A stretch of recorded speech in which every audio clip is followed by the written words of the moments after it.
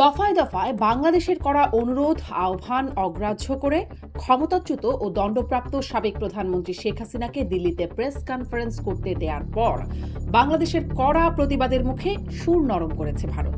জানিয়েছে শেখ হাসিনার বক্তব্যকে সমর্থন করে না তারা। ঠিক তার পরপরই মাত্র কদিন আগে পররাষ্ট্রমন্ত্রী খলিলুর রহমানের সাথে সাক্ষাৎ করা ভারতীয় রাষ্ট্রদূত দীনেশ ত্রিবেদী সাক্ষাৎ করলেন প্রধানমন্ত্রী তারেক রহমানের সঙ্গে। বৈঠকের পরই আবার ভারতে ফিরে দেখা করেছেন প্রধানমন্ত্রী নরেন্দ্র মোদীর সঙ্গে। এর মধ্যে ঢাকা সফর করছেন ভারতীয় গোয়েন্দা সংস্থা এর চিফ পরাগ জৈন। হঠাৎ কেন এত দৌড়ঝাঁপ? ভারত একরকম উঠে পড়ে লেগেছে বাংলাদেশের প্রধানমন্ত্রীকে ভারত সফর করাতে, কিন্তু ভারত হাসিনা কার্ড খেলছে এমন অভিযোগে ভারতের আমন্ত্রণে সাড়া নেই প্রধানমন্ত্রী তারেক রহমানের। গণমাধ্যমে খবর আসছে মোদির আমন্ত্রণে ব্রিক্স সম্মেলনে যোগ দিতে ভারতে না যাওয়ার সিদ্ধান্ত প্রধানমন্ত্রীর। তার উপর আছে দেশে ভারত বিরোধী রাজনীতির চাপ। এমন বাস্তবতায় প্রধানমন্ত্রী ভারত সফর করলে কি হবে আর না করলে কি হবে? এর মধ্যে এবছরের ডিসেম্বরে শেষ হতে যাচ্ছে গঙ্গা চুক্তির মেয়াদ। দুই দেশের সম্পর্কের উত্তপ্ত পরিস্থিতিতে কি হবে এই চুক্তির ভবিষ্যৎ? অন্যদিকে দীর্ঘ বিরতির পর দেশে আলোচনায় জঙ্গি তৎপরতা। দেশের কিছু জায়গায় ঘটেছে বোমা বিস্ফোরণের ঘটনা। গোপন সংবাদের ভিত্তিতে পুলিশ সদর দপ্তর জারি করেছে সতর্কতামূলক অতি জরুরি নির্দেশনা। নতুন করে জঙ্গিবাদের হুমকি বা জঙ্গি তৎপরতা কি শুধুই দেশের ভেতরের, নাকি আছে বিদেশি সংশ্লিষ্টতা? এসব নিয়ে আলোচনার আজকের অতিথি সাবেক রাষ্ট্রদূত হুমায়ুন কবির। জনাব হুমায়ুন কবির, আপনাকে স্বাগত জানাচ্ছি আমার আজকের আয়োজনে। আপনাকে ধন্যবাদ। আপনাকে অনেক অনেক অনেক আপনাকে অনেক অনেক ধন্যবাদ, আপনি সময় দিচ্ছেন। আমি খুব স্বাভাবিকভাবে ভারত বাংলাদেশের যে সম্পর্কের অবস্থা সেটা নিয়ে কথা বলতে চাই। যে সম্প্রতি বেশ কিছু তৎপরতা বা একের পর এক ঘটনা দেখলাম। আ যদি একটু আমি বলি তাহলে কথাগুলো বলতে বা আপনার কাছে দফায় দফায় প্রশ্ন করতে সুবিধা হবে আমার জন্য। যে আমরা দেখলাম আ যেন সাবেক প্রধানমন্ত্রী শেখ হাসিনা সেখানে কোনোভাবেই কথা না বলতে পারেন, রাজনৈতিক তৎপরতা না চালাতে পারেন। সেজন্য অনেক রকম তৎপরতা হলো, আহ্বান জানানো হলো, অনুরোধ জানানো হলো। আ কিন্তু সেটি কাজ করল না। ভারত সেটি অগ্রাহ্য করে সেখানে সেটি করতে দিল। বাংলাদেশ কড়া প্রতিক্রিয়া জানালো। তারা তখন মনে হলো ভারতের পক্ষ থেকে যেন একটু নরম। আপনি আমাকে সঠিক করে দেবেন যদি ভুল হয়। কারণ দেখা গেল তারা বলছেন এটি তারা সমর্থন করে না। শেখ হাসিনা যা বলছেন তারা সমর্থন করে না। তার পরপর দেখলাম দীনেশ ত্রিবেদী এসে আবার আমাদের প্রধানমন্ত্রীর সাথে সাক্ষাৎ করে গেলেন। কিছুদিন আগেই পররাষ্ট্রমন্ত্রীর সাথে সাক্ষাৎ করে গেছেন। এখন সাক্ষাৎ করে গিয়ে সেখানে আবার তাদের প্রধানমন্ত্রী নরেন্দ্র মোদির সাথে সাক্ষাৎ করলেন। আ এই একটা অবস্থা। তাদের পররাষ্ট্র মন্ত্রণালয়ের মুখপাত্র জানাচ্ছেন তারা প্রধানমন্ত্রী তারেক রহমানের ভারত সফরের দিকে তাকিয়ে আছেন। মানে অনেক কিছু হয়ে গেল এর মাঝখানে। সম্পর্কটা ঠিক কোথায় আছে এই মুহূর্তে? আপনার কাছে কি মনে হয় সম্পর্কটার অবস্থান কি? এবং এখানে আপার হ্যান্ড এ কে আছে এই পাল্টাপাল্টির মধ্যে? ধন্যবাদ আপনাকে। সম্পর্কটা খানিক সময়ের জন্য এক ধরনের স্থবিরতার মধ্যে পড়েছে বলেই আমার ধারণা। হুম, কারণ আমরা যদি একটু পেছনে যাই তাহলে আমরা লক্ষ্য করব যে অন্তর্বর্তীকালীন সরকার যখন ছিল তখন ভারতের পক্ষ থেকে বারবার বলা হয়েছিল যে একটা গণতান্ত্রিক সরকার আসলে বাংলাদেশে, এবং সেটা যে সরকারই হোক, এটাও কিন্তু তারা এমফেসাইজ করেছিল তো, যে সরকারই হোক তার সাথে তারা কাজ করতে হবে।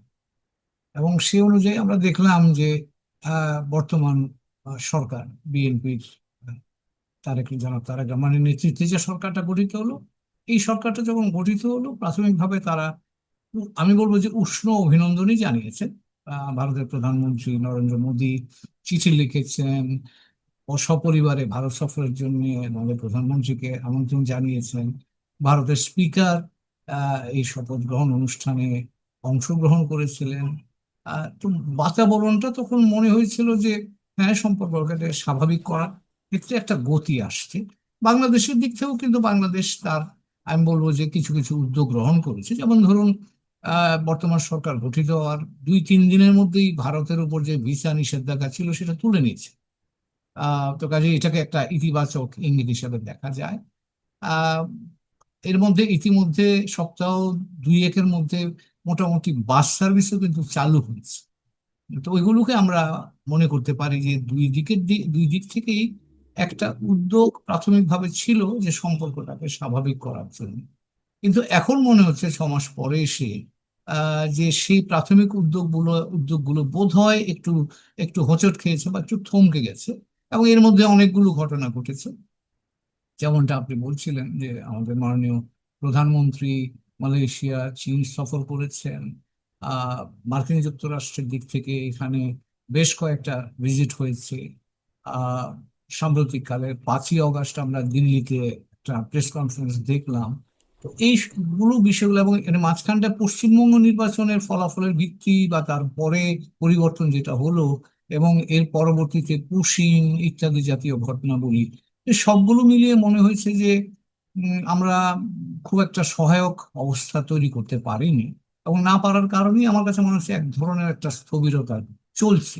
এবং সেই প্রেক্ষাপটে কিন্তু আমাদের প্রধানমন্ত্রীকে বিমস্টেকের চেয়ারম্যান হিসেবে ভারত সফর করার জন্য ব্রিক্স সামিটে ভারতের প্রধানমন্ত্রী নরেন্দ্র মোদী আমন্ত্রণ জানিয়েছেন।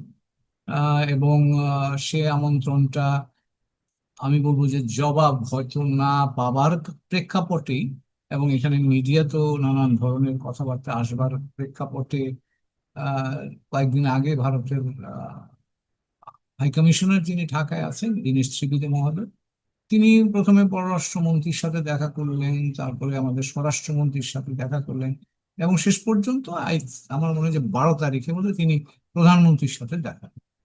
এবং নিঃসন্দেহে এখানে তার এই সফর, তার এই সাক্ষাৎগুলোর মূল সুর কিন্তু তিনি পরে প্রেসের সাথে কথা বলতে গিয়ে যেটা বোঝাবার চেষ্টা করেছেন, তিনি বাংলাদেশের প্রধানমন্ত্রীকে দিল্লি ব্রিক্স সম্মেলনে যাবার জন্য আহ, তারা আগ্রহী, তার কথা থেকে সেটাই প্রকাশ পেয়েছে।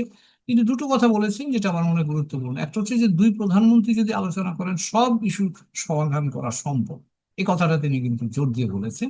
এবং তিনি বারবার বলার চেষ্টা করেছেন যে আমরা প্রতিবেশী, আমাদের সহযোগিতা করা দরকার ইত্যাদি ইত্যাদি। তো কাজেই আমার কাছে না, মনে কিন্তু হয়েছে যে আমার আমার এখানে প্রশ্নটা হচ্ছে যে এরকম মিষ্টি, মিষ্টি কথা আমরা শুনতে পাচ্ছি বা ভালোই লাগে শুনতে।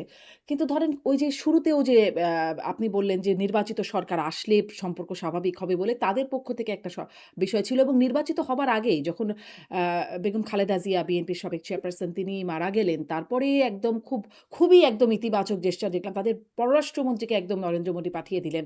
তখনই বোঝা যাচ্ছিল যে তাদের একটা খুব ইতিবাচক একটা ভূমিকা হয়তো সামনে বিএনপি সরকার তখন গঠন করতে যাবে, সামনে এরকম একটা আ অবস্থা। তো তাদের তখনই মনে হচ্ছিল খুব ইতিবাচক। তারপরে আবার আপনি যেগুলো বললেন যে হ্যাঁ, আসলেই তো নির্বাচনের পরপর খুব ইতিবাচক। তারপরে আবার নেতিবাচকটা ঠিক কেন হয়ে গেল? ধরেন হঠাৎ করে পুশিন শুরু হয়ে গেল। আমাদের প্রতিমন্ত্রী পর্যায়ের ডক্টর জাহেদকে তিনি দিল্লি এয়ারপোর্টে গিয়ে হেনস্থার শিকার হলেন কোনো রকম ব্যাখ্যা ছাড়া।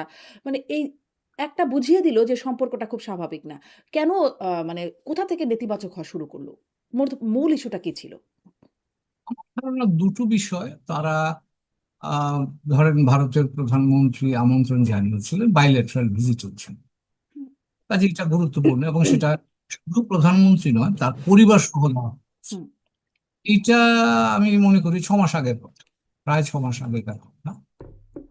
তাদের একটা হয়তো প্রত্যাশা ছিল যে এইটার একটা জবাব তারা পাবেন, অথবা একটা সফর তারা পাবেন প্রধানমন্ত্রী পর্যায় থেকে, এই উষ্ণতাটাকে রেসিপ্রোকেটেড হবে। কিন্তু মুশকিল হলো যে তার সব মাসখানেকের মধ্যেই কিন্তু পশ্চিমবঙ্গ নির্বাচন হলো। হুম, আহ পশ্চিমবঙ্গ নির্বাচনটা হওয়ার পরে আমার ধারণা এই যে পোষণগুলো যেগুলো হচ্ছে, এটা বাংলাদেশের বাতাবরণ, আমি বলবো রাজনৈতিক বলেন সামাজিক বাতাবরণ বলেন, এগুলোকে কিন্তু আমি বলবো খানিকটা মানুষের মধ্যে ভুল বোঝাবুঝি সৃষ্টি করেছে। এবং একটা মেসেজ বাংলাদেশে এসছে, বাংলাদেশের মানুষের মধ্যে, যে ভারত চাপ প্রয়োগ করতে চাচ্ছে।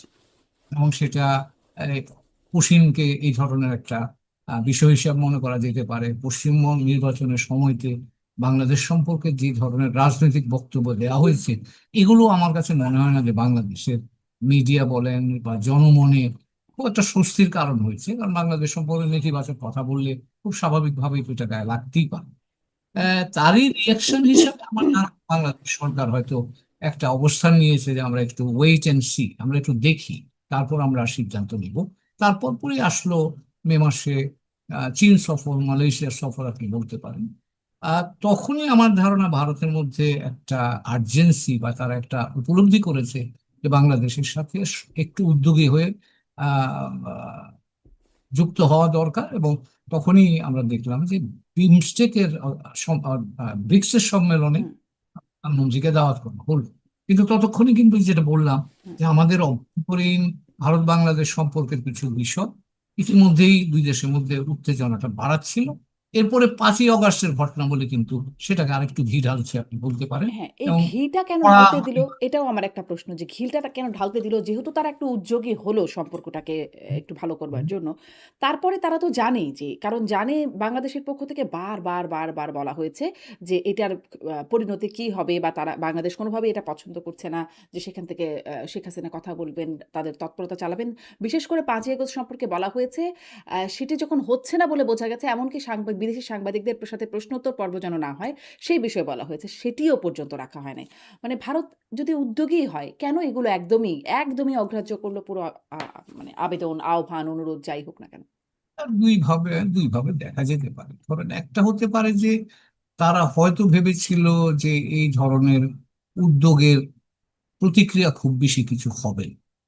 কারণ বাংলাদেশ থেকে তো বলা হচ্ছে অনেকেই বলছে যে এই বিষয়টা খুব গুরুত্বপূর্ণ, এখন নয়, মানুষ এটা নিয়ে খুব বেশি চিন্তা করছে না। এবং তারা যেহেতু আদালতের কাঠগড়ায় আছেন, তারপরে খুব একটা প্রতিক্রিয়া হয়তো হবে না। ভারত হয়তো সেটাকে সেইভাবে চিন্তা করে থাকতে পারে। কেন চিন্তা করতে পারে সেটা? বাংলাদেশের পক্ষ থেকে তো বলে দিচ্ছে। মানে দীনেশ ত্রিবেদী তার আগে এসছেন। তখন বলা হয়েছে, তার আগেও বলা হয়েছে, ডক্টর ইউনূসের সময় থেকেই বলা হচ্ছে যে তিনি যেন রাজনৈতিক কর্মকাণ্ড করতে না পারেন। সেটি না হয় পাত্তা দিল না কারণ সেই সরকারকে তারা খুব আমলে নিত না। কিন্তু তারেক রহমানের সরকার আসবার পরও দফায় বলা হলো, জানানো হলো, বৈঠক করে জানানো হলো। তারপরেও কেন আ মানে আসলে তারা এটা বুঝল না? এটা এটা আমি সরকারের কাজের ধরন হিসেবে সাধারণভাবে বলছি কথাটা। সরকারের মধ্যে হুইলস উইদিন হুইল থাকে।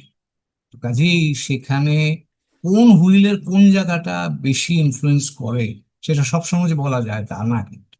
এখন যখন প্রতিক্রিয়া শুরু হয় তখন দেখা যায় সেগুলো একটা কোঅর্ডিনেশনের মধ্যে আসে। এটা হয়তো ভেবেছে এটা খুব একটা কিছু হবে না, কিন্তু তারপরে বাংলাদেশের দিক থেকে রিয়াকশনটা was very strong, unusually strong আমি বলবো। এবং তারপরেই কিন্তু লক্ষ্য করবেন যে ভারতের দিক থেকে উদ্যোগটা একটু বেশি দেখা যাচ্ছে। হুম, তাদের রয়েস ঢাকা এসেছিলেন, তিনিও প্রাইম মিনিস্টার অ্যাডভাইজারের সাথে কথা বললেন, হাই কমিশনার মহোদয় কথা বললেন, তিনি গিয়ে আবার ওই দিনই দিল্লিতে ফেরত গিয়ে ভারতের প্রধানমন্ত্রীর সাথে কথা বলেছেন। তার অর্থ হচ্ছে যে তারা বেশ উদ্যোগী হয়ে চেষ্টা করছে এখন দিল্লিতে যাতে ব্রিক্স সম্মেলনে আমাদের প্রধানমন্ত্রী যান তার জন্য। আচ্ছা। এখন এখানে ইস্যুটা আসবে, দুই পক্ষেরই তো এখন প্রায়োরিটিজ আছে। এখন এই প্রায়োরিটির মধ্যে ভারতের কিছু প্রায়োরিটিজ আছে, আমাদের কিছু প্রায়োরিটিজ আছে। এই প্রায়োরিটিস গুলোতে আমরা কে কার কতটা কাছাকাছি আমরা থাকবো তার উপর নির্ধারিত হবে এই ভিজিটে প্রধানমন্ত্রী যাবেন কি যাবেন। আমার কাছে মনে হচ্ছে এটা একটা গুরুত্বপূর্ণ প্রশ্ন। এই প্রশ্ন নিয়ে একটু আলাদা করে কথা বলতে চাই। প্রধানমন্ত্রী যাবেন কি যাবেন না, গেলে কি হবে আর না গেলে কি হবে সেটা নিয়েও একটু কথা বলব। কিন্তু এই যে ভারতের প্রায়োরিটি এবং আমাদের প্রায়োরিটির কথা বলছেন, ভারতের প্রায়োরিটিতে কেন মানে বাংলাদেশের সাবেক প্রধানমন্ত্রী ক্ষমতাচ্যুত তিনি শেখ হাসিনা সেখানে আশ্রয়ে আছেন। তার সংবাদ সম্মেলনটা কেন প্রায়োরিটির মধ্যে পড়ল? মানে এটা তো না করতেই দিতে পারতেন। সংবাদ সম্মেলন শুধু না, এর ফলে দুই দেশের মধ্যে যে টেনশনটা তৈরি হলো বাংলাদেশ সরকারের জন্য নিশ্চিতভাবে এটা একটা এক ধরনের, এমনিতেই গভর্নমেন্ট এখন অনেকগুলো ক্রাইসিস হ্যান্ডেল করতে হচ্ছে। আপনি ইকোনমিক ক্রাইসিস আছে, এর মধ্যে এনার্জি ক্রাইসিস নতুন করে তৈরি হয়েছে, এর মধ্যে আবার আরেকটা এরকম ক্রাইসিস নিয়ে গভর্নমেন্টের জন্য তো একটা হুম। Decision point. সবাই পলিটিক্যাল পার্টিগুলো নানান কথা বলছে, পাবলিকের মধ্যে এক ধরনের কথাবার্তা হচ্ছে মিডিয়াতে। এবং ভারতেও কিন্তু লক্ষ্য করুন, ভারতের মিডিয়াগুলোও কিন্তু এখন তারা একটা কথা বলার চেষ্টা করছে, তারা উপলব্ধি করছে যে ভারত বাংলাদেশের সম্পর্কটা এখানে প্রাধান্য পাওয়া উচিত। আমি ভারতের অনেকগুলো মেইন স্ট্রিম মিডিয়া দেখে কথাটা বলছি। তো কাজে এই বিষয়গুলো নিয়ে বাংলাদেশের ভেতর বাংলাদেশ সরকারের তো পলিটিক্স আছে, তাকেও তো একটা আইডিয়াটা সেল করতে হবে যে কেন প্রধানমন্ত্রী ভারতে যাবেন। এবং আমরা ভুলে গেলে চলবে না যে 24-এর রেশ কিন্তু এখনো শেষ হয়ে যায়নি। 24-এর রেশ বাংলাদেশে এখনো আছে, যারা ক্ষতিগ্রস্ত হয়েছে তারাই সমাজে আছে, আর আইনি প্রক্রিয়া চলমান। তো কাজে এইগুলোর একটা ইম্প্যাক্ট তো এখানে আছে। এবং যখনই 5 তারিখে ঘটনাবলীটা হয়েছে তখন এই সবগুলো ইস্যু সামনে চলে এসেছে। তখন নতুন করে আবার লোকজন ভাবা শুরু করেছে, কি ঘটেছিল সেগুলো আবার স্মৃতিতে নিয়ে আসবার চেষ্টা করেছে। এবং সেগুলো সবগুলোই সরকারের জন্য ইন এ ওয়ে কনস্ট্রেনিং ফ্যাক্টর বলতে পারো। এবং সরকারের জন্য তার নীতিগত সীমাবদ্ধতা তৈরিও করে থাকতে পারে। আমি জানি না, আমি বাইরে থেকে বলছি। হুম। মানে এটাই কি কারণ যে মানে বাংলাদেশ সরকার এত তখনও মানে ভারত সিরিয়াসলি না নিক বা বুঝতে না পারুক, কিন্তু বাংলাদেশ সরকারকে খুবই তৎপর মনে হয়েছে যেন কোনোভাবেই শেখ হাসিনা সেখানে কথা বলতে না পারেন এটি। মানে আ এ এটাই কি কারণ যে এই ২৪ এর স্মৃতি আবার মানে আবার সবার মাথা চাড়া দিয়ে উঠবে? এরকমই এটাই কি একটা কারণ ছিল নাকি আরো কি কারণ এটা খুব থাকতে একটা পারে? বড় কারণ। মানে আমি কথা বললে আস শেখ হাসিনা কথা বললে ধরেন কি সমস্যা? এবং এত তৎপরতা অনেক কিছুর বাইরে মানে এটাকে প্রায়োরিটি দিয়ে সরকার এত তৎপরতা চালালো সেটি ব্যর্থই হবে বলতে হবে। সেটি কোনো কাজে আসলো না। উম মানে শেখ হাসিনা কথা বললে আ কি ক্ষতি হলো? তিনি যে বললেন তাতে আসলে ক্ষতি কি হলো? না, ক্ষতি সেটা আমি তো বললাম আপনাকে যে এখানে এক ধরনের মানসিক অস্থিরতা তৈরি হয়। এই ২৪ এখনো পর্যন্ত ২৪-এর রেশটা যেটা আছে আমি যেটা বলছি, এবং এই রেশটা শুধুমাত্র যে মনস্তাত্ত্বিক রেশ তাও নয়, সরকারের একটা রাজনীতি আছে। এবং সেই ২৪ যারা ধারণ করে ২৪-কে নিয়ে যারা কথা বলছে, এখনো যারা কথা বলছে, সরকারের তাদের সাথে পলিটিক্যাল এগ্রিমেন্ট ডিসএগ্রিমেন্টের ব্যাপারটাও তো আছে। কাজে সরকারের জন্য এটা এক ধরনের একটা চাপ তৈরি করছে, এবং সেই চাপের কারণে আমার ধারণা সরকারের দিক থেকে রিয়াকশনটা খুব স্ট্রং হয়েছে। এবং আমার মনে হয়, আমি আন্দাজ করছি বাইরে থেকে, যে এখনো পর্যন্ত সেই জায়গাটাতে সরকার শক্ত অবস্থানই আছে। হ্যাঁ, যেহেতু যদি বলছেন না যে যদি একটা না পলিটিক্যাল অন্য কিছু সমীকরণ আছে। হ্যাঁ, এগ্রিমেন্ট মানে তাদের সাথেও একটা বোঝাপড়ার ব্যাপার আছে যারা ২৪ এর বিষয়টাকে ধারণ করে রাজনীতি করছে বা সেটি কেন্দ্রিক রাজনীতি করছে। সেই জায়গা থেকে সরকার তাহলে সরকারের এখন ইমেজটা কি হলো? যে সরকার আসলে চেষ্টা করেছিল কিন্তু সরকার সেটা থামাতে পারে নাই। এটা মানে এই ইমেজটা কেমন সরকারের জন্য? এখানে আমার ধারণা সরকারের উপর মানুষ দোষ না দিয়ে দোষটা বরঞ্চ ভারতের কাঁধেই যাচ্ছে। হুম, ভারতকেই, কারণ ২৪-এর সাথে ভারতের যুক্ততা আছে, এটা আমাদের মনে মনে রাখা ভালো। কাজেই ২৪-এর সাথে যেহেতু ভারতের যুক্ততাটা আছে, কাজেই এখন যখন এই ঘটনাটা ঘটেছে তখন মানুষ কিন্তু এই সরকারের চাইতে ভারতের দিকে ইঙ্গিত করছে বেশি করে। কাজেই এই জায়গাটায় আমি আমার দেখা অনুযায়ী সরকারের সমালোচনা লোকেরা খুব করছে না, বরঞ্চ ভারতের সমালোচনাটা বেশি, যে ভারত এটা দিয়ে বাংলাদেশের উপর চাপ দেওয়ার চেষ্টা করছে। এই ধারণাটাই এখানে আমরা দেখতে পাচ্ছি। হুম। এই যে মানে হ্যাঁ, আমাদের স্বরাষ্ট্রমন্ত্রীও বলছেন যে ভারত হাসিনা কার্ড খেলছে, এভাবে সম্পর্ক রাখা যায় না। তাঁর বক্তব্য। ভারত হাসিনা কার্ড খেলছে। এই বিষয়টা নিয়ে আপনার মূল্যায়ন কি? আর ভারতের যদি হাসিনা কার্ড থাকে, বাংলাদেশেরও কি কোনো কার্ড আছে কিনা? আছে, সে তো কার্ড, সবারই কার্ড আছে। কার্ড তো আর মানে থাকা, কার্ড ক্রিয়েটও করা হয়। কাজেই আপনার আহ, স্বরাষ্ট্রমন্ত্রী যেটা বলছেন, আমি তো বললাম যে এরকম একটা ধারণা বাংলাদেশে তৈরি হচ্ছে হুম, যে ভারত আমাদের উপর চাপ, ক্রমাগত চাপ দিয়ে যাচ্ছে, পুশিন ইত্যাদি ইত্যাদি সময় থেকে শুরু করে এই ৫ই অগাস্টের ঘটনাবলী পর্যন্ত মনে করা হচ্ছে যে এক ধরনের চাপ দিয়ে যাচ্ছে। এবং স্বরাষ্ট্রমন্ত্রী, আমার কাছে তো সব তথ্য নাই, স্বরাষ্ট্রমন্ত্রীর কাছে হয়তো সব তথ্য আছে, সেই ভিত্তিতে তিনি মন্তব্যটা করেছেন। তবে তার মন্তব্যটা যে জন আকাঙ্ক্ষা বা জনমতের খুব বাইরে, হুম, সেটা আমি মনে করছি না। মোটামুটি জনমতকে প্রতিফলিত করছে, এটা বড় অংশের মতামতকে প্রতিফলিত করছে। হুম। এই যে ২৪ এর সাথে ভারতের সম্পৃক্ততা আছে, এই সম্পৃক্ততাটা আসলে কি লেভেলের সম্পৃক্ততা বা কোন পর্যায়ের সম্পৃক্ততা বলেন আপনি? কেমন সম্পৃক্ততা? আমরা জানি, আমরা তো ২০১৪ সালে তো চোখেই দেখেছি, এটা তো আর দূরে যাওয়ার দরকার নেই। ভারতের পররাষ্ট্র সচিব ঢাকায় এসে বসে হুম, রাজনৈতিক নেতাদের সাথে দেন দরবার করে নির্বাচনে কিভাবে নির্বাচনকে বিশেষ একটা পক্ষের দিকে নিয়ে যাওয়া যায় তা তদবির করেছেন। বাংলাদেশের লোকজন গুম হয়ে ভারতে গিয়ে আশ্রয় নিয়েছে বা ভারতে ঠেলে দেওয়া হয়েছে, এইগুলি তো জানি। কাজে এটা নিয়ে আমার মনে বেশি কথা না বলাই ভালো, এটা সকলের কাছে খুব স্পষ্ট। এবং আহ, কিন্তু এই এই যে ধরেন কারণেই গুম হয়ে ভারতে আশ্রয় নিয়েছে বা ভারতে ঠেলে দেওয়া হয়েছে, সেখান থেকেও তো তারা রাজনীতি করতে পেরেছে। না, সবাই করেননি। আপনি, দেয়ার আর পিপল যারা তো ওখানে আহ, হাওয়া হয়ে গিয়েছিল, পরবর্তীতে তারা বাংলাদেশে নিশ্চয়ই। ফেরত এরকম এসেছে। অনেকেই আছেন। আমি বলছিলাম স্বরাষ্ট্রমন্ত্রীর কথা, সালাউদ্দিন আহমেদের কথা। সেটা আছে।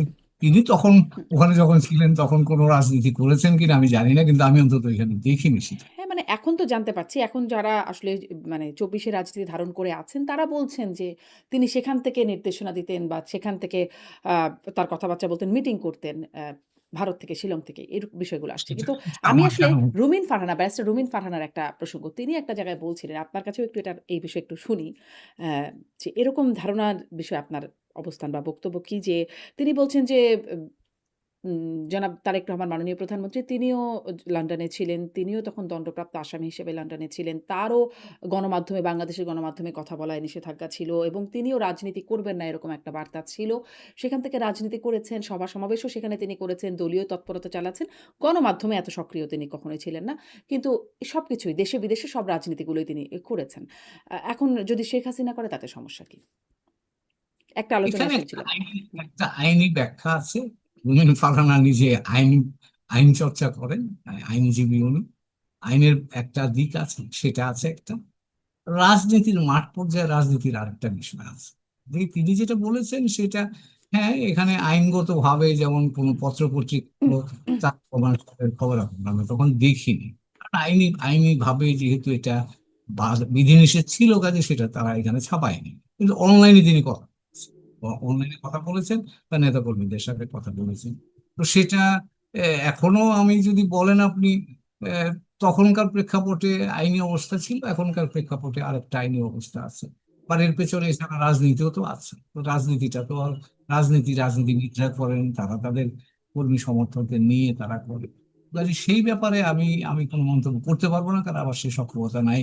আমি রাজনীতিক লোক নই। হুম। কিন্তু আমি আইনের কথাটা বললাম, সেটাই বললাম যে তখনও বিধিনিষেধ ছিল, এখনো বিধিনিষেধ আছে।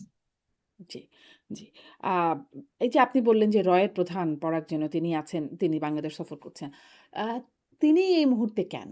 এটা কি সেই সম্পর্কের বরফ গলানোর জন্য গোয়েন্দা পর্যায় থেকেও আসছেন? নাকি আসলে আরো কোনো কিছু আছে? সেটা তো ভাই আমার পক্ষে, আমি যদি অতটা জানতাম আমি হ্যাঁ। ভিতরে থাকলে বলতে পারতাম। কিন্তু আমি যেটা আন্দাজ করতে পারি বাইরে থেকে, তিনি হয়তো হয়তো আমি বলছি যে একটা আহ, কদিন আগে আমাদের যিনি নিরাপত্তা উপদেষ্টা তিনিও কিন্তু ভারতে গিয়েছিলেন। প্রধানমন্ত্রী যিনি উপদেষ্টা তিনিও গিয়েছিলেন। তো এটা হয়তো পাল্টা সফর হতে পারে, কিন্তু যেহেতু কনটেক্সটটা এখন এরকম, একটা ব্রিক্স সম্মেলনের দাওয়াত আছে, সেখানে হুম, যাওয়ার জন্য খানিকটা পারসুয়েট করার বিষয় থাকে, সেটাও একেবারে আলোচনার বাইরে ফেলে দেওয়া যাবে বলে মনে হয় না। কাজেই, কারণ তাদেরও কথার গুরুত্ব নীতি নির্ধারণী পর্যায়ে যথেষ্ট আছে। এটা আমি যেহেতু কাজ করেছি আমি আপনাকে বলতে পারি। কারণ সেই জায়গায় তিনি প্রধানমন্ত্রীর নিরাপত্তা উপদেষ্টার সাথে কথা বলেছেন, এই কথাটা যে শুধুমাত্র মানে প্লেজেন্ট্রিজ এক্সচেঞ্জ তা মনে করার কোনো কারণ নাই। সেখানে যদি ভারত বাংলাদেশ সম্পর্কের কোনো গুরুত্বপূর্ণ উপাদান থেকে থাকে, মনে করা যেতে পারে সেই উপাদানও এই আলোচনায় উপস্থিত থেকে থাকবে। হুম। আ পররাষ্ট্র মন্ত্রণালয়ের মুখপাত্র রণধীর জয়সওয়াল এর আগে বিভিন্ন সময় যখন সংবাদ সম্মেলন করেছেন, তার কথায় শোনা গেছে যে বাংলাদেশের সাথে পাকিস্তানের যে যোগাযোগ যেটি ৫ই আগস্ট পরবর্তী বেড়েছে, সেই বিষয়টিতে তারা নজর রাখছে। তাদের আ গুরুত্বপূর্ণ ব্যক্তিরা আসছেন, যাচ্ছেন, এই যে সম্পর্ক বা যোগাযোগ, তারা এই বিষয়টিতে নজর রাখছেন।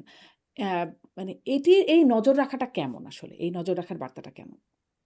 কারা নজর রাখছে কার? ভারত, ভারত নজর রাখছে সবাই সবার বাংলাদেশের সাথে পাকিস্তানের যে যোগাযোগ বেড়েছে। সবাই সবার সাথে, ইন্টেলিজেন্স এজেন্সি গুলো কাজই তো তাই। হুম, তারা শুধু এই দেশের না, বন্ধু দেশের উপরও তারা নজরদারি। তো হুম, কাজেই আপনি মনে করিয়ে দিই, জার্মানির অ্যাঙ্গেলা মার্কেলের টেলিফোন হ্যাক করেছিল, মনে আছে আপনার, কত হুম, কয়েক বছর আগের হুম, বন্ধু। তারা তো মিত্র। তো সেখানেও তো একটা দেশের চ্যান্সেলরের মোবাইল ফোনে তার বন্ধু রাষ্ট্র তার কথা শুনবার জন্য ওখানে উপস্থিত থেকেছে। তো কাজেই আপনি যার যেখানে স্বার্থ আছে সে তার প্রতি তার নজর থাকবে। সে কার সাথে কি করছে না করছে এটা খোঁজ খবর নেওয়ার চেষ্টা করবে। এটাকে আমি খুব অস্বাভাবিক কোনো হুম। বিষয় বলে মনে করি না। কাজে এটা কিন্তু এই যে মানে ওই অস্বাভাবিক বিষয় বলে মনে করেন মানে যখন ধরেন অ্যাঞ্জেলা মার্কেলের ফোন যখন হ্যাক করছে বা শুনছে গোপনে আড়ি পাতা, সেই বিষয়টি তারা বলে কয়ে করছে না। কিন্তু এখানে আবার বলে দিচ্ছে যে আমরা নজর রাখছি। মানে এই যে কারণটা বা হচ্ছে, আমি আমি আমি হ্যাঁ, বলছি যে আমিও কিন্তু সজাগ আছি, তুমি একটু সজাগ, সাবধান থেকো। আচ্ছা। এরকম মানে কিছু থাকবে আচ্ছা। হয়তো। আ আ এই যে আ মাঝখানে আবার এর মধ্যে ভারতের বিষয় নিয়ে কথা বলছি। মার্কিনীদের সাথেও অনেক বিষয় আসলে আছে এবং আমরা আগে একটা কথা শুনতাম, বলতাম যে ভারতের লেন্স দিয়ে যুক্তরাষ্ট্র বাংলাদেশকে দেখে। এখন সেই লেন্স কিরকম হয়েছে যুক্তরাষ্ট্রের জন্য এবং বাংলাদেশের সাথে সম্পর্ক ভারত, কারণ মাঝখানে আরো একটা ঘটনা ঘটলো। দীনেশ ত্রিবেদী যখন আম মানে সার্জিও গোর মার্কিন প্রেসিডেন্ট ট্রাম্পের বিশেষ দূত, দক্ষিণ এশীয় বিশেষ দূত, তিনি যখন বাংলাদেশ সফর করলেন তার মধ্যে সূচির বাইরে গিয়ে তিনি দীনেশ ত্রিবেদী ভারতের রাষ্ট্রদূতের সাথে সাক্ষাৎ করলেন এবং সেখানে যে কি কথাবার্তা হলো সেটি খুব জানা গেল না। এইটা একটা খুব একটু এক্সেপশনাল ঘটনাই বটে। ফলে এখন বাংলাদেশ নিয়ে তাদের মধ্যেও কি কিছু হচ্ছে? ভারত, যুক্তরাষ্ট্র? এখানে আমাকে যদি জিজ্ঞেস করেন, আমি যেটুকু পর্যবেক্ষণ করছি বা যেটুকু দেখি বুঝি, তাতে আমার মনে হয় যে ভারত এবং মার্কিন যুক্তরাষ্ট্রের মধ্যে বাংলাদেশ নিয়ে আগেও মতের পার্থক্য ছিল, হুম, এবং সেটা আমরা জানি। 2018 সাল থেকে, 14 সাল থেকে ইনফ্যাক্ট, তখন মার্কিন যুক্তরাষ্ট্রের বাংলাদেশের রাষ্ট্রদূত যিনি ছিলেন, তিনি নির্বাচনটা যাতে অংশগ্রহণমূলক হয় তার জন্য তিনি ইন্ডিয়াতে গিয়ে দেন দরবার করেছিলেন, কিন্তু তাতে কোনো কাজ হয়নি। কারণ তখন ভারত, মার্কিন যুক্তরাষ্ট্র বাংলাদেশকে প্রায় এক দৃষ্টিতে দেখত। আমার ব্যক্তিগত ধারণা যে 2018 সালের পর থেকে সেইটা দুই দুইজন দুইভাবে দেখার চেষ্টা করেছে, যে কারণে ভারতের সাথে এটা নিয়ে একটা টেনশনও মার্কিন যুক্তরাষ্ট্রের ছিল। 24 সালের পরে আমার মনে হচ্ছে যে মার্কিন যুক্তরাষ্ট্র ইন্ডিপেন্ডেন্টলি বাংলাদেশের সাথে কাজ করতে আগ্রহী। হুম, কিন্তু এই আগ্রহের জায়গাটার সীমাবদ্ধতাটা থাকবে যে বাংলাদেশ মার্কিন যুক্তরাষ্ট্রের বৈশ্বিক বা রিজিওনাল প্রায়োরিটি গুলো যেগুলো আছে সেগুলা কতটা কোথায় অবস্থান করছে তার উপর। তবে সেই জায়গাতে আমার ধারণা এই যে এই যোগাযোগগুলো, সেই বিষয়টাও এর সাথে জড়িয়ে জড়িয়ে থাকতে পারে। তবে এখনো পর্যন্ত মার্কিন যুক্তরাষ্ট্র বাংলাদেশের সাথে ইন্ডিপেন্ডেন্টলি হ্যান্ডেল বা ইন্ডিপেন্ডেন্টলি রিলেশনশিপ রাখতে আগ্রহী বলে আমার মনে হচ্ছে। হুম। যেহেতু বাংলাদেশে একটা ডেমোক্রেটিক ট্রানজিশন হচ্ছে, যেহেতু ভারত বাংলাদেশ সম্পর্কে এক ধরনের টেনশন আছে, মার্কিন যুক্তরাষ্ট্রের আগেও করেছে। আমার এটা আমার ব্যক্তিগত ধারণা, মার্কিন যুক্তরাষ্ট্র দুই পক্ষকে কাছাকাছি নিয়ে আসবার জন্য তারা চেষ্টা করছে যাতে পরিবেশটা শান্তিপূর্ণ থাকে, আঞ্চলিক নিরাপত্তার বিষয়টা হুম। নির্বিঘ্ন থাকে। কিন্তু এখন সেই কাজ। মানে মার্কিন যুক্তরাষ্ট্রের ইন্ডিপেন্ডেন্ট যোগাযোগ রাখছে বলছেন। ধরেন অভ্যুত্থানের গণ-অভ্যুত্থান বাংলাদেশ তখন থেকেই মার্কিন যুক্তরাষ্ট্র বিশেষভাবে আলোচিত এবং সব পক্ষই মানে অভ্যুত্থানের যতগুলো পক্ষ আছে, সব পক্ষই এখানে মার্কিন যুক্তরাষ্ট্রের কথা বলছে। ইদানিং তো ফরহাদ মাজহার উনার বক্তব্যের পরে আরো বেশি আলোচনা হচ্ছে। যুক্তরাষ্ট্রও বলেছে তাদের তৎপরতা ছিল এখানে, সেই বিষয়টা তাদেরও বিভিন্ন আ আ অবশ্য খোদ প্রেসিডেন্ট থেকে আসছে এবং যিনি পরাজিত হয়ে গেলেন মানে পতিত হয়ে গেলেন শেখ হাসিনা তিনিও বলেছেন। মানে পক্ষগুলোর সব পক্ষ থেকেই কোনো না কোনো অংশ থেকেই আলোচনাটা আছে যে যুক্তরাষ্ট্রের সম্পৃক্ততা এর মধ্যে বা তাকে পিটার হাসকে রিয়াল হিরো হিসেবে আখ্যায়িত করা। এখন আসলে তারা আ যুক্তরাষ্ট্রের কোনো বিশেষ স্বার্থ এখন এখানে যোগ হয়েছে কিনা আ বা বিশেষ কোনো চাহিদা যোগ হয়েছে কিনা? এর মধ্যে মার্কিন চুক্তিটাও হয়ে গেল, সেটিও খুব আলোচনা হলো যে এবং সেটিও একরকম ১ম গোপনে, গোপনে হয়ে গেল। পরে এসে প্রকাশ্যে হলো যখন আসলে আর কিছু তার প্রকাশ হওয়ার পরে আর আলোচনা নাই। আম তাদের কোনো বিশেষ স্বার্থ, বিশেষ চাহিদা তৈরি হয়েছে কিনা? মাঝখানে এটাও বলে রাখি, নজিরবিহীনভাবে আমেরিকা ককাস হয়ে গেল পার্লামেন্টে। এই ঘটনাগুলো ঘটলো। আ এ কোনো বিশেষ স্বার্থ এটা আছে। বিহীন বলা ঠিক যাবে না, আমাদেরও ককাস আছে মার্কিন যুক্তরাষ্ট্রে, কংগ্রেসে, বাংলাদেশ ককাসে হচ্ছে। কাজে এটা আমরা জানি না বলে আমাদের কাছে মানে নজির। বাংলাদেশে নজিরবিহীন হতে পারে। বাংলাদেশে আগে কখনো দেখি আমরা নাই। বাংলাদেশে আগে হয়নি বলে এখন হবে না হ্যাঁ। সেটা কোনো কথা না, এই ধরনের ককাস হতে পারে।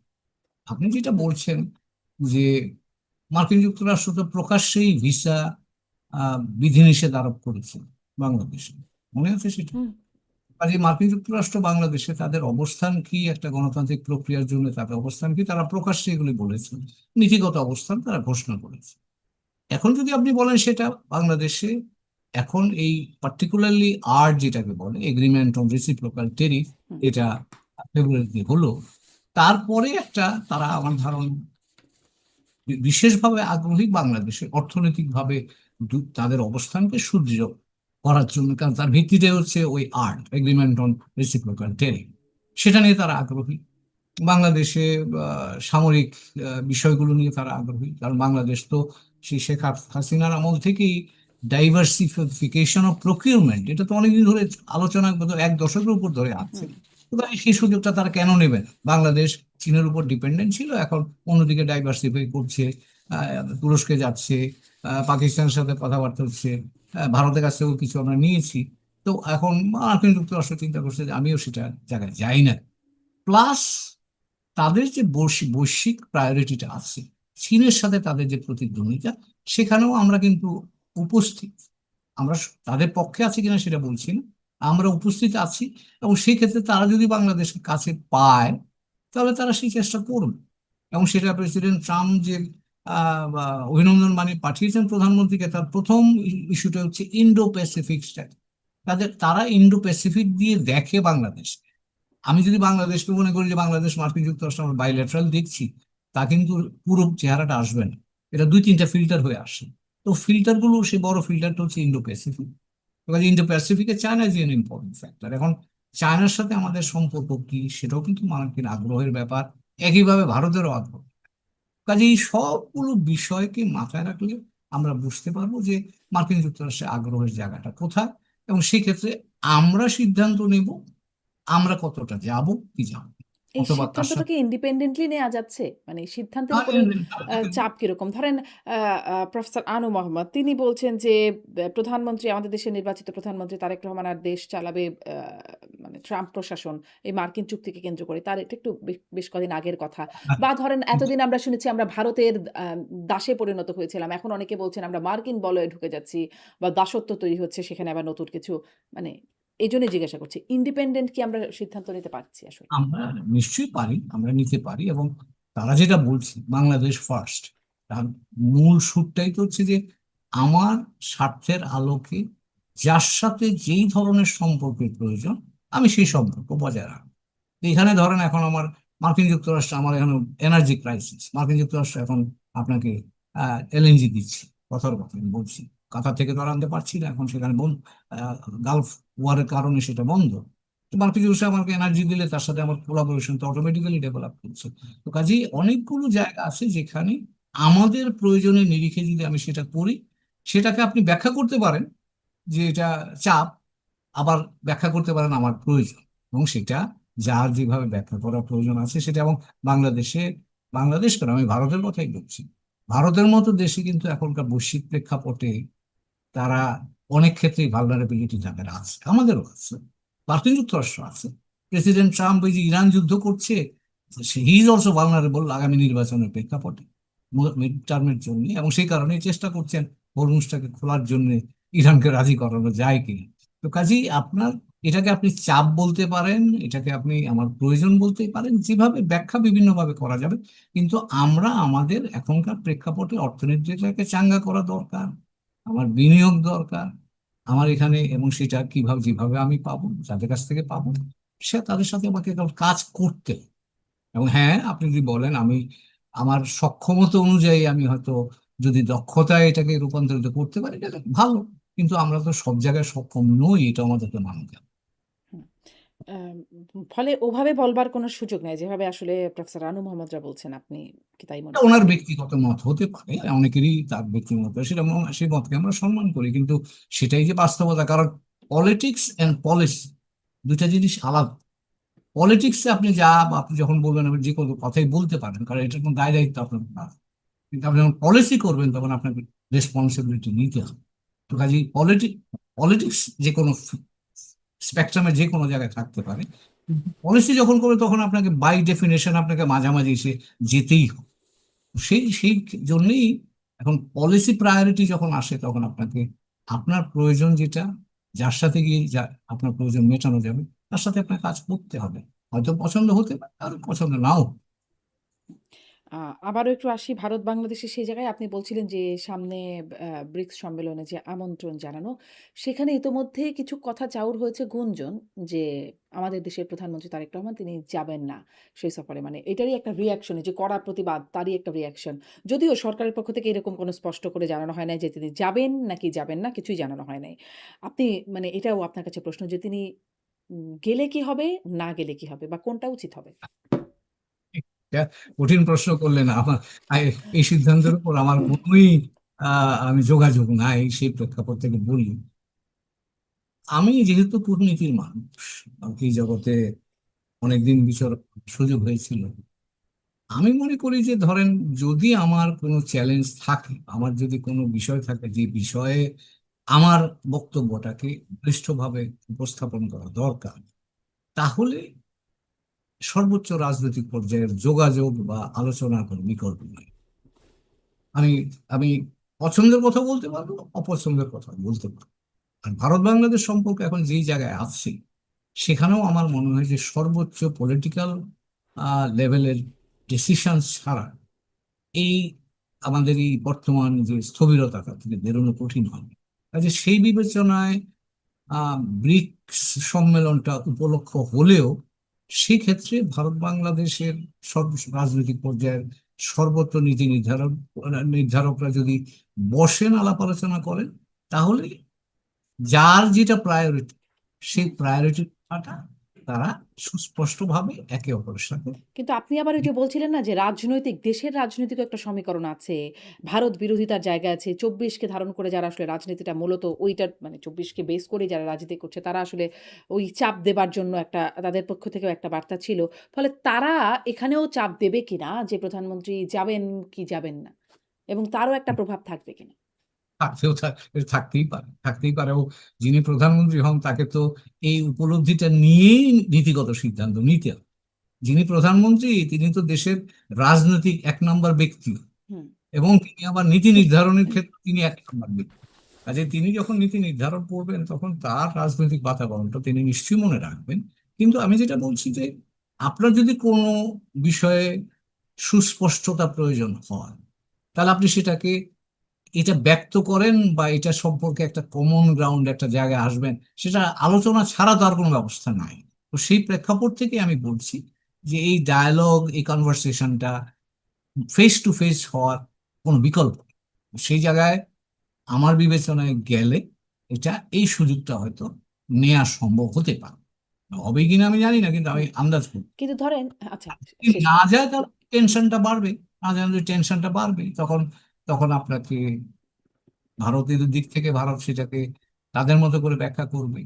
তারা আরেকটু হার্ড লাইনে যেতে চেষ্টা করবে, আমাদেরও হার্ড লাইনে যাওয়ার চেষ্টা করবে। তো কাজেই তাতে করে আমি মনে করি সেটা নিজ দেশে কারোর জন্যই মঙ্গল হবে। কিন্তু এর কারণ মধ্যে ধরেন যে সেই যে হাসিনা কার্ড সেই বিষয়টা তো রয়েই গেছে। সামনে ধরেন আরো তারা বলে রেখেছে, শেখ হাসিনা ঘোষণা দিয়ে রেখেছেন যে ডিসেম্বরের মধ্যেই তিনি দেশে ফিরবেন।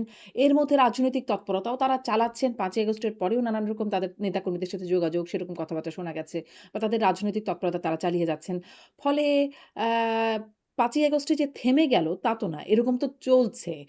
এ সত্ত্বেও মানে এটি আবার কোনো নতুন আরেক মানে এই বাধাটাই চলমান থাকবে কিনা? এই এটা শেখ বলা হাসিনার মুশকিল। কার্ডটা কি হবে আরকি? সেটা আমার প্রশ্ন। বলা মুশকিল, কারণ এখানে তো বললাম যে এখানে অনেক শক্তি আছে যারা এটাকে কাজে লাগাতে চেষ্টা করে, এবং সেই ক্ষেত্রে শক্ত অবস্থান তৈরি হবে। জনগণের একটা বড় অংশ আছে যাদের একটা আর, অবস্থান আছে। কাজেই হুম। সে জায়গায় আহ, উত্তেজনা বাড়বে। উত্তেজনা বাড়বার একটা আশঙ্কা থাকবে। সরকারের দিক থেকে সরকার হার্ডলাইনে যাবে। কাজে এগুলো আমি মনে করি যে এটা আমাদের জন্য ভালো না, এবং সেটা আমরা আমরা স্থিতিশীল না থাকলে এটা ভারতের জন্যও ভালো কথা না। কারণ আমরা এখন তো প্রতিবেশী। হ্যাঁ, মানে সময় তো আর খুব বেশি দিন নাই। আর ৪-৫ মাস আছে ডিসেম্বর আসতে। এবার তার মধ্যে যদি শেখ হাসিনা ফেরেন, যেই বার্তা ফিরবেন, যেই বার্তাটা তিনি আসলে দিয়েছেন, সেটি বাস্তবতা মানে পরিস্থিতি যেরকম দেখছেন আপনি, তাতে কি মনে হয় সেটি কি বাস্তবতা একটা যে শেখ হাসিনা ডিসেম্বরের মধ্যে ফিরবেন? সেটা আমার পক্ষে বলা মুশকিল, তবে আমি যেটুকু বুঝি যে এখনো বাংলাদেশে আমরা 5ই আগস্টের পরে যে রিয়াকশনটা আমরা দেখেছি, স্টিল ভেরি র, স্টিল ভেরি ভাইব্রেন্ট। তো কাজেই সেটা যারা সিদ্ধান্ত নেবেন তারা সেগুলো বিচার বিবেচনা তো নিশ্চয়ই নেবেন বলে আমার ধারণা। কাজেই এখানে তারা কি সিদ্ধান্ত নেবেন তা সেটার ব্যাপারে আমার না আন্দাজ কিন্তু করা ধরেন এটা আপনার বিশ্লেষণটা কি? ভারত আসলে কি চাইছে? ভারত কি চাইছে শেখ হাসিনা আসলে আসুক? এটা না নির্ভর করে বাংলাদেশ সরকার, বা বাংলাদেশ সরকার এখন কি অবস্থান নেবে তার উপরও এই সিদ্ধান্ত অনেকাংশে নির্ভর করে। হুম, বাংলাদেশ সরকারই বা কি চাইছে? তারা কি আসলেই চাইছে যে শেখ হাসিনাকে এনে সাজা কার্যকর করা হোক নাকি না? আমাকে মাফ করবে, এই প্রশ্ন জবাব আমার কাছে নাই। আমি সরকারের কেউ নই, কাজে এই সরকারের সিদ্ধান্ত কি সেটা আমার জানবার কোনো সুবিধা নেই। সিদ্ধান্ত তো আসলে সরকার জানায় নাই যেহেতু জানবার সুযোগ নাই। আ কিন্তু পরিস্থিতি দেখে কি মনে হচ্ছে যে আসলে তাদের কি এটা কি আমার কিছু এই ব্যাপারে আমি এখনো বলতে পারবো না, কারণ সরকার কি সিদ্ধান্ত নেবে সেটা তাদের চয়েস। বাইরে থেকে এখনো সেটা বলা যাবে না। আমি বাইরে যেটা বলছি, হুম, জনমনের যে চিন্তা সেটা বলতে পারি। এখানে যেটা দেখছি বিভিন্ন জায়গাতে, ইটস ভেরি র, সেন্টিমেন্ট ইজ ভেরি র, এবং এখনো যথেষ্ট ভাইব্রেন্ট সোশ্যাল আমি বলবো রিয়াকশন আছে, যেটা খুব বেশি অনুকূল বলে আমার কাছে এখন মনে হয়। আচ্ছা। এর মধ্যে আবার কিছু ঘটনা ঘটছে। ধরেন কিছু আ উগ্রবাদী গোষ্ঠী সোচ্চার হওয়ার মতো বিষয় দেখা যাচ্ছে। যেমন সাভারে বোমা পাওয়া গেল বা সেটি বিস্ফোরণ ঘটানো হলো। আদালত চত্বরে বোমা বিস্ফোরণ হলো। পুলিশ হেডকোয়ার্টার্স থেকে একটা সতর্ক বার্তা দেওয়া হচ্ছে। অতি জরুরি বার্তা দেওয়া হয়েছে সব পুলিশ সদস্যদের জন্য যে তারা যেন সচেতন থাকে, এরকম সতর্ক থাকে, এরকম একটা বার্তা দেওয়া হচ্ছে। মাঝে, মাঝে এরকম আসছে। কিছুদিন আগে এয়ারপোর্টে সতর্কতা দেওয়া হলো। মানে বারবার এরকম হচ্ছে। আ আমাদের কি নিরাপত্তা কোনো সংকট আছে এই সময়? এটা এখন নিরাপত্তা সংকট তো বিভিন্ন দিক থেকেই থাকতে পারে।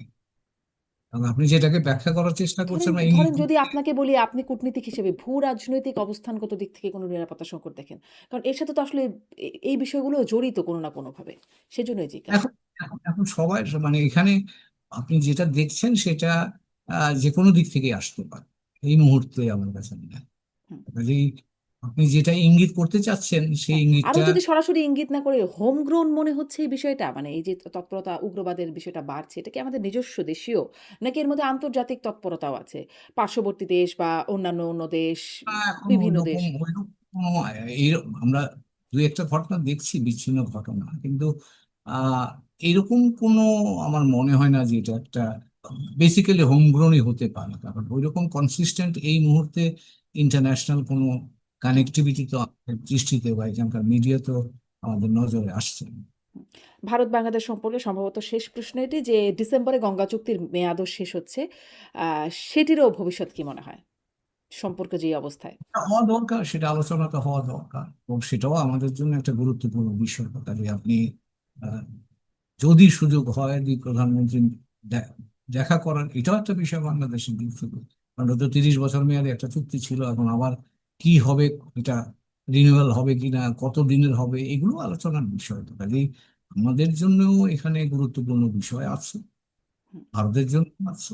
সেগুলো আলাপ আলোচনা, আমি যে কথা বলছিলাম, যে দুই পক্ষের মধ্যে যে বিষয়গুলো তাদের জন্য গুরুত্বপূর্ণ, এই বিষয়গুলো নিয়ে সরাসরি কথা বলে একটা নীতিগত কমন জায়গায় আসা, এটা আলোচনার বাইরে অন্য কোনো ভাবে সম্ভব নয়। সেজন্যই আলোচনাটা গুরুত্বপূর্ণ এট দ্য হাইয়েস্ট পলিটিক্যাল।